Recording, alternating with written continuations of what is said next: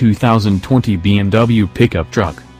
Usually, when we see an independent pickup truck study from an automaker that has yet to announce their intentions for the segment, it's mostly something that reflects that particular brand's present-day design language. Such was the case with BMW pickup truck rendering from last February, which seemed like somebody strapped new headlights on an X5 and made it look a bit more modern and rugged. Of course, there's nothing wrong with that, although if you want to take things further, you could do what designer Tukang Lee did here, and think of something that looks out of place in the carmaker's current lineup. After going through these images, it looks pretty mean, especially from the front. The profile is aggressive as well, but that front end looks like it belongs on something that plays the villain in a RoboCop movie.